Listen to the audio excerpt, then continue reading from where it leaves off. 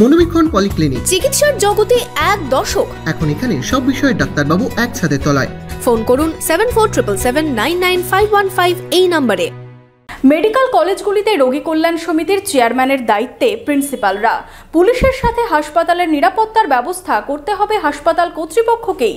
নবান্নে প্রশাসনিক বৈঠক থেকে কড়া বার্তা মুখ্যমন্ত্রীর। আপনার আনন্দে আমাদের উদযাপন। বিয়ে হোক বা পার্টি, বহরমপুরে এবার luxury banquet hall at golden retreat. জেলায় একমাত্র পিলারলেস ব্যাঙ্কোয়েট, আছে স্পা, সালন, ক্লাব মেম্বারশিপের সুযোগও। বহরমপুর শিল্প তালুকে গোল্ডেন রিট্রিট।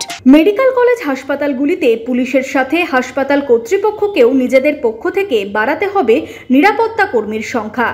প্রয়োজনে আলাদা করে হাসপাতাল কর্তৃপক্ষকেই তার ব্যবস্থা করতে হবে।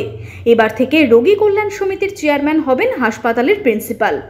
সাথে এমএলএ, আইসি ছাড়াও একজন করে সিনিয়র জুনিয়র ডাক্তার ও সিস্টারকেও সেই কমিটিতে নেওয়ার বার্তা মুখ্যমন্ত্রী তথা স্বাস্থ্যমন্ত্রীর। নবান্ন সভাঘরে প্রশাসনিক বৈঠকে এদিন এমনই বার্তা দিলেন মুখ্যমন্ত্রী।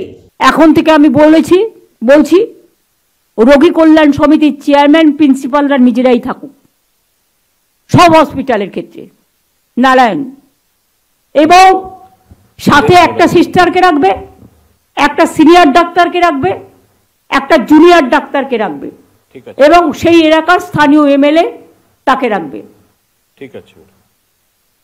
ঠিক আছে, এবং পুলিশের একজনকে রাখবে। ঠিক আছে, লোকাল পুলিশের যে আইসি হবে, সিকিউরিটি দরকার হলে হসপিটালগুলো অ্যারেঞ্জমেন্ট করবে